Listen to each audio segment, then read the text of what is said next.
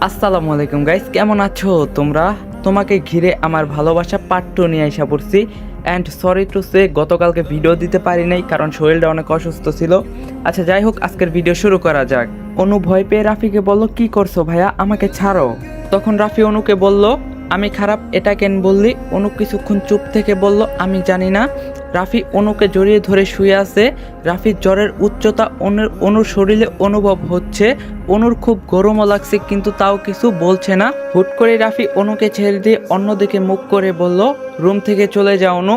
অনু বুঝতেই পারছে না এই রাফি ভাইয়ার হঠাৎ হঠাৎ কি হয়। এই টেনে জড়িয়ে ধরে আবার এই ছেড়ে দিয়ে বলে চলে যা।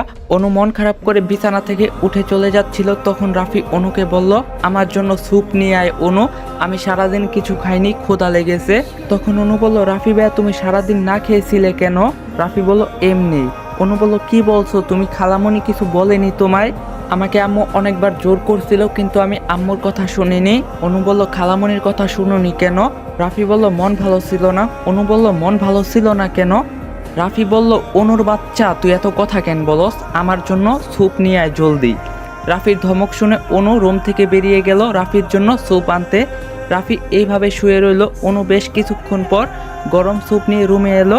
অনু রাফিকে ডাক দিতে লাগলো, রাফি ভাইয়া, রাফি ভাইয়া ওঠো, তোমার জন্য স্যুপ নিয়ে এসেছি। রাফি উঠে বসলো। অনুর দিকে তাকিয়ে বলল, তুই নিজে স্যুপ বানিয়েছিস? তখন অনু রাফিকে বলল, আমি কি স্যুপ বানাতে পারি নাকি? আমি তো ঠিকমতো রান্নাই করতে পারি না। খালামণিকে বলছি স্যুপ বানিয়ে দিতে, তাই খালামণি স্যুপ বানিয়ে দিছে। রাফি দীর্ঘশ্বাস ফেললো, তারপর অনুকে বলল, ওহ আমাকে খাইয়ে দে তাহলে।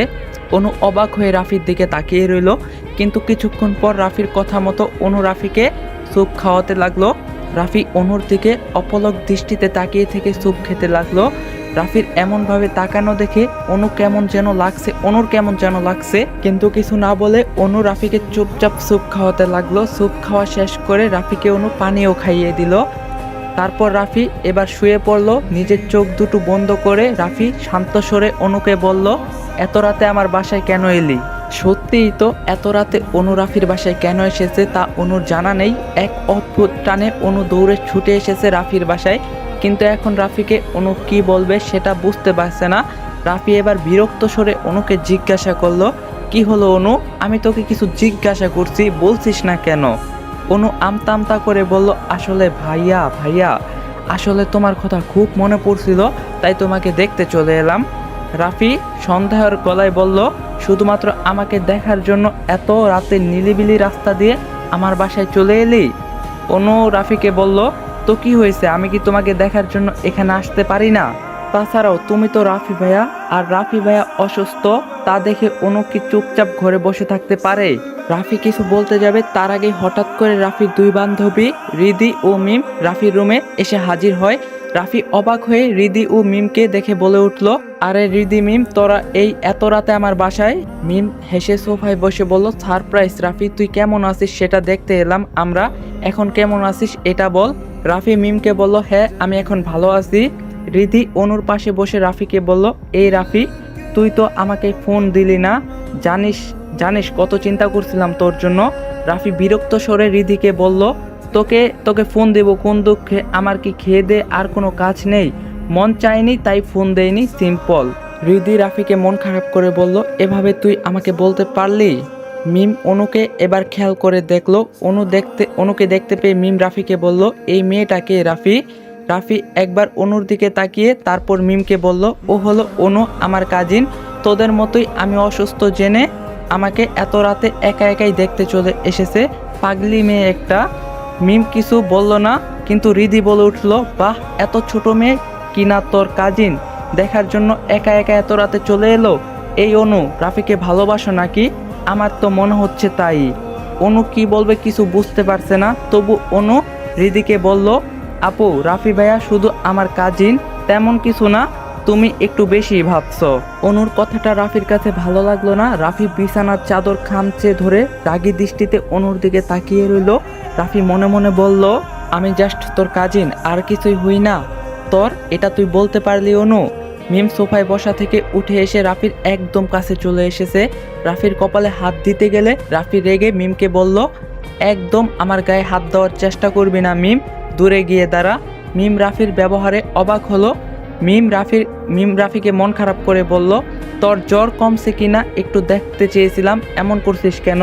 রাফি বিরক্ত হয়ে মিমকে বলল, তোর দেখা লাগবে না, আমি ঠিকই আছি। মিম মন খারাপ করে আবারও সোফায় বসে পড়ল। অনু ওদের সাথে রাফির করা ব্যবহারে খারাপ লাগলো কেন জানি, অনু আবার খুশিও হচ্ছে। অনু মনে মনে বলল, যাক, রাফি ভাইয়াকে আমি ছাড়া কেউ ছুতে পারবে না।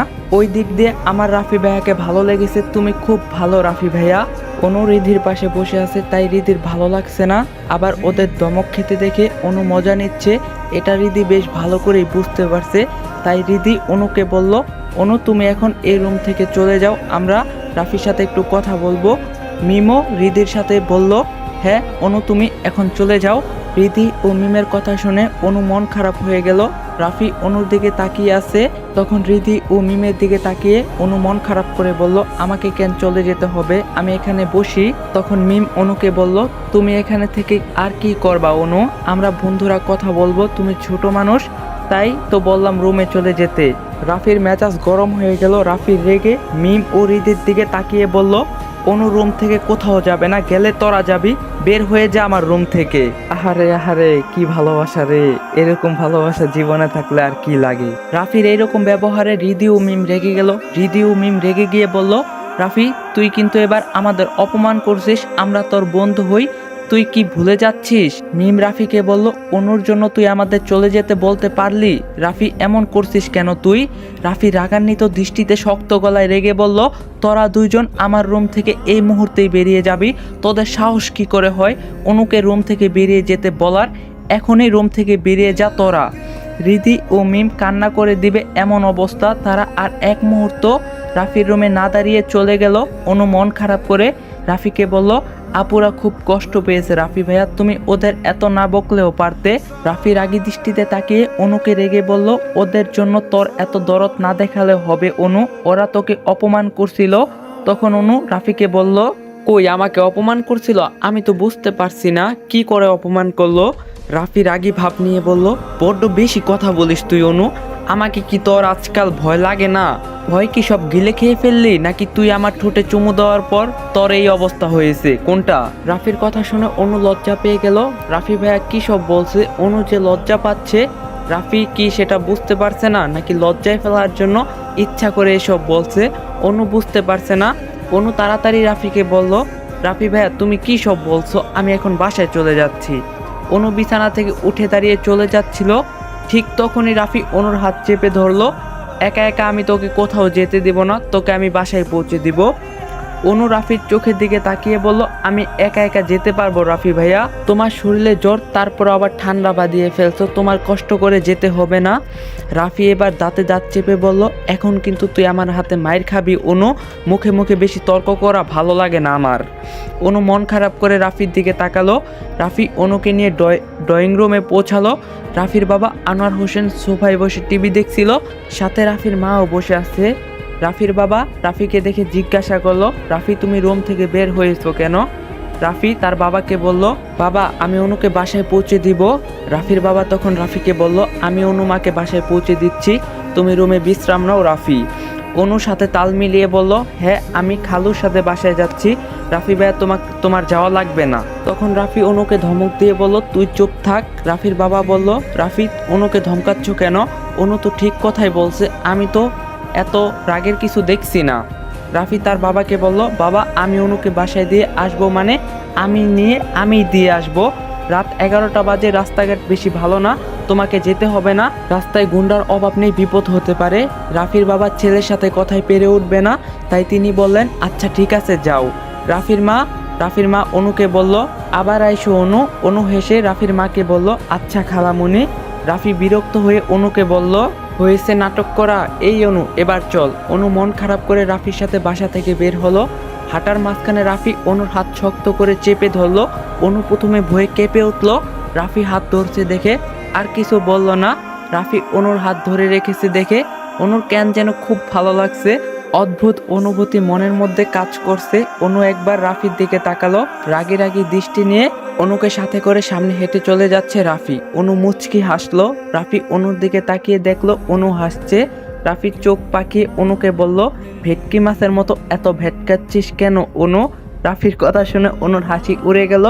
অনু রাফির হাত থেকে নিজের হাত ছাড়ানোর চেষ্টা করলো, কিন্তু রাফি অনুর হাত শক্ত করে চেপে ধরলো আর বলল, হাত ছাড়ানোর চেষ্টা করলে তোর হাত আমি ভেঙে ফেলবো অনু।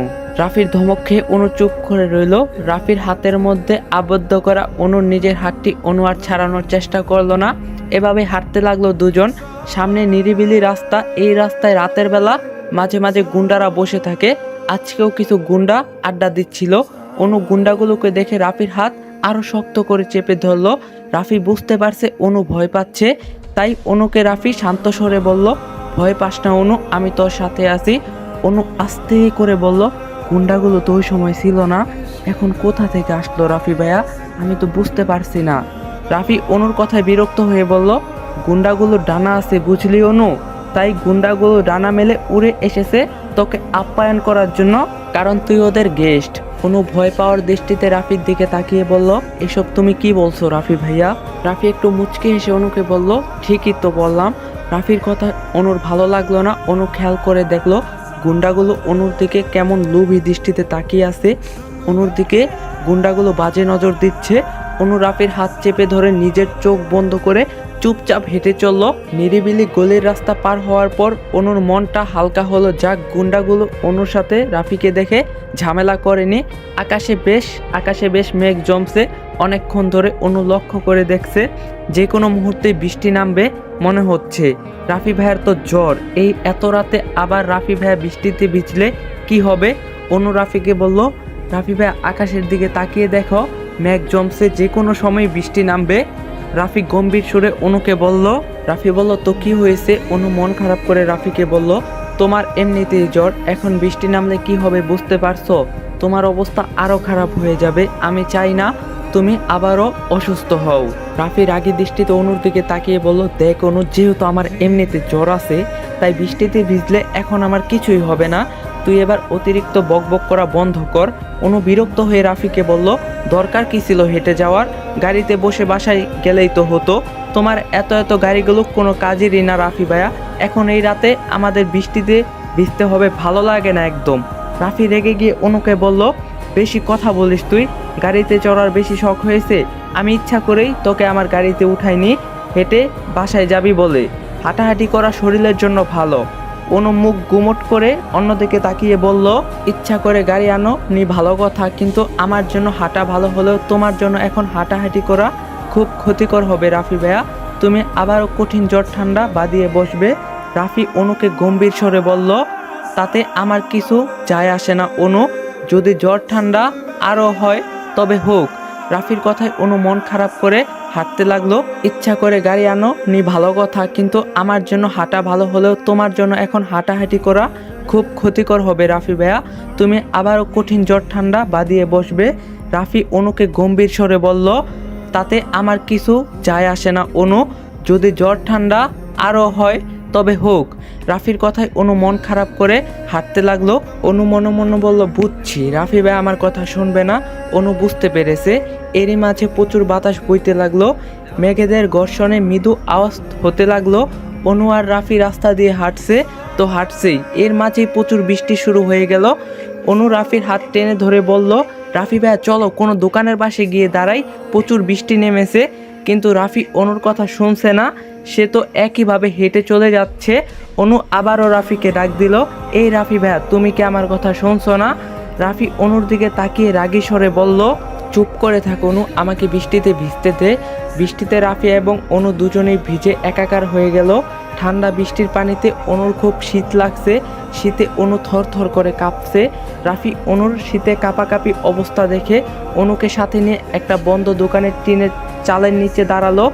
রাতের আধারে বৃষ্টির মাঝে চারদিকে যখন জনমানবিহীন, তখন সেখানে একটি দোকানের টিনের চালের নিচে অনেকক্ষণ ধরে দাঁড়িয়ে আছে রাফি এবং অনু। শীতের কারণে অনু ঠিকমতো দাঁড়াতে পারছে না। অনু এবার কান্না করে রাফিকে বলল, রাফি ভাই আমার খুব শীত লাগছে, আমি কি করব এখন? আমি আর এই ঠান্ডা সহ্য করতে পারছি না। অনুর খুব শীত লাগছে। রাফি খেয়াল করে দেখলো। তাড়াতাড়ি কোনো রকম ভেবে রাফির মাথায় একটা বুদ্ধি কাজ করলো। রাফি অনুকে বলল, তোর খুব শীত লাগছে তাই না অনু? অনু মাথা উপর নিচ নাড়িয়ে বলল, খুব শীত লাগছে। রাফি অনুর দিকে নিজের দু হাত বাড়িয়ে দিয়ে বলল, তাহলে আমাকে জড়িয়ে ধর। অনু অবাক হয়ে রাফিকে বলল, তোমাকে জড়িয়ে ধরবো মানে? রাফি রেগে গিয়ে এবার অনুকে বলল, বোকা মেয়ে, আমাকে জড়িয়ে ধরলে তোর শীত লাগবে না, তাই বলছি আমাকে জড়িয়ে ধর। অনুর লজ্জা লাগছে, শীত খুব করছে, কিন্তু রাফিকে জড়িয়ে ধরবে কি করে? ওইদিকে রাফি বুঝতে পারে অনু তাকে জড়িয়ে ধরবে না, তাই রাফি নিজের হাত নামিয়ে আগের মতো স্বাভাবিক করে নেয়। এরই মাঝে আকাশে প্রচুর বজ্রপাত আওয়াজ হলো। অনু চিৎকার করে এবার না পেরে রাফিকে জড়িয়ে ধরলো। রাফি বুঝে গিয়েছে এমনটা হয়তো হবে, শেষে কিনা আকাশের বজ্রপাতই চাচ্ছে অনু রাফির কাছে আসুক। অনু রাফিকে খুব শক্ত করে জড়িয়ে ধরে রেখেছে। অনুর শরীর থরথর করে কাঁপছে। রাফি অনুকে শক্ত করে জড়িয়ে ধরে। রাফি এবার অনুকে মুচকি এসে অনুর কানে ফিস ফিস করে বলল, সেই তো আমাকে জড়িয়ে ধরলি। অনু চোখ বন্ধ করে রাফিকে বলল, আমার খুব ভয় করছে রাফি ভাইয়া, আমার বজ্রপাতের শব্দ খুবই ভয় লাগে, তাই আমি তোমাকে জড়িয়ে ধরছি বলে, প্লিজ কিছু মনে করো না। রাফি উত্তরে কিছু না বলে চুপ করেই রইল। অনুর বুকের ভিতরে টিপ টিপ আওয়াজ রাফি শুনতে পাচ্ছে। রাফির শরীরে জ্বর থাকলেও বৃষ্টির ঠান্ডা পানিতে রাফির শরীর শীতল হয়ে গেছে, সাথে অনুর শীতল দেহখানাও রাফি জড়িয়ে ধরে রেখেছে। রাফির হঠাৎই কেমন যেন অনুভব হতে লাগলো। অনুকে জড়িয়ে ধরার পর রাফির বুকের হৃদয় পর্যন্ত খুব তীব্র বেগে টিপ টিপ আওয়াজ শুরু করলো। কিছুক্ষণ পর অনু রাফির কাছ থেকে নিজেকে ছাড়িয়ে চলে যেতে নিল, কিন্তু রাফি অনুর হাত ধরে ফেললো। অনু ঘন ঘন নিঃশ্বাস ফেলে রাফিকে বলল, আমার হাত ছাড়ো রাফি ভাইয়া। রাফি অনুকে নেশার কণ্ঠে বলল, যদি না ছাড়ি তাহলে কি করবি অনু? কথাটা বলে রাফি এক টান দিয়ে আবারও অনুকে নিজের কাছে নিয়ে আসে। অনু রাফির বুকে গিয়ে পড়ে।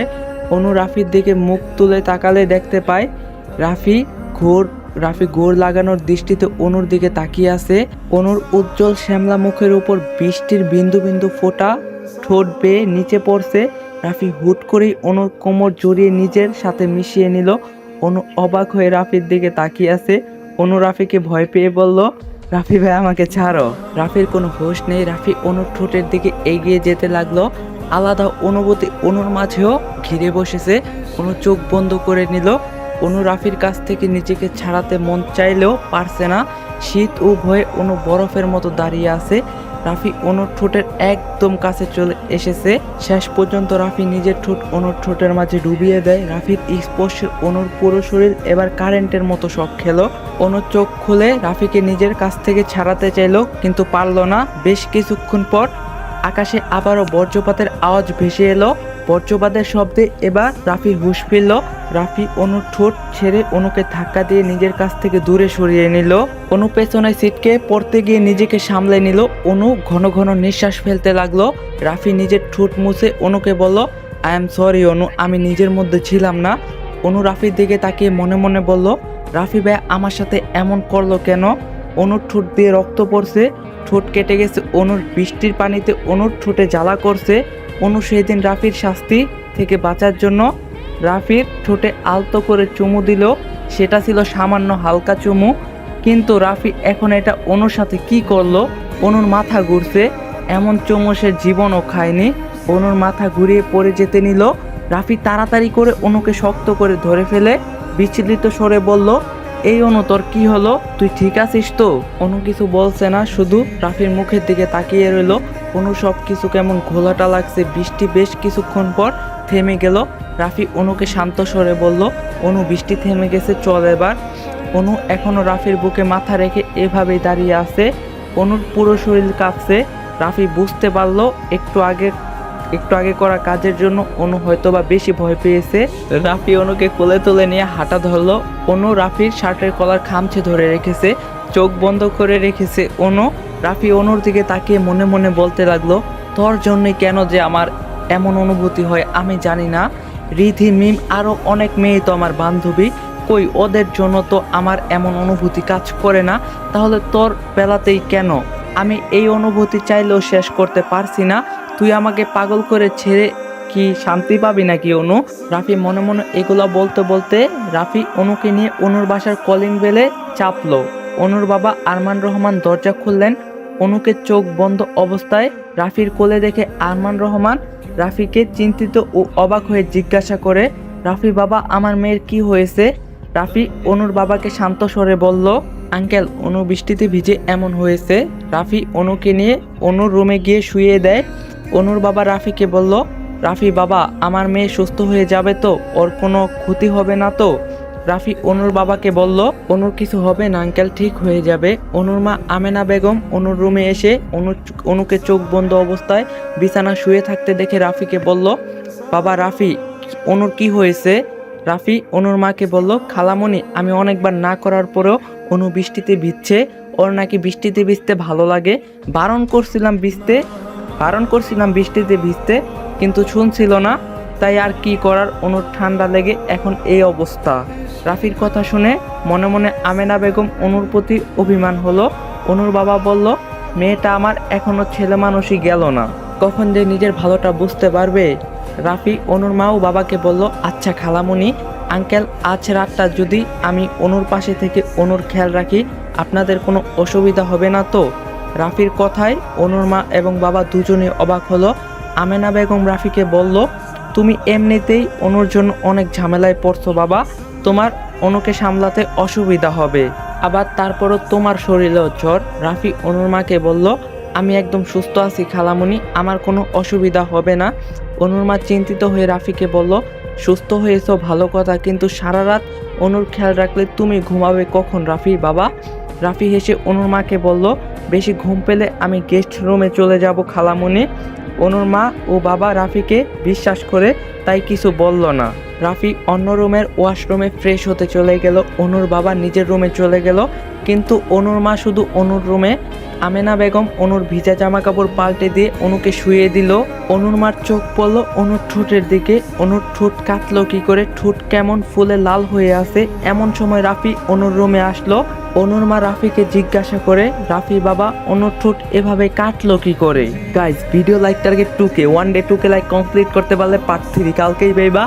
আর চ্যানেলটা কিন্তু সবাই সাবস্ক্রাইব করবা, দেখা হইব পার্ট 3তে। সবাই ভালো থাকো, সুস্থ থাকো, আল্লাহ হাফেজ।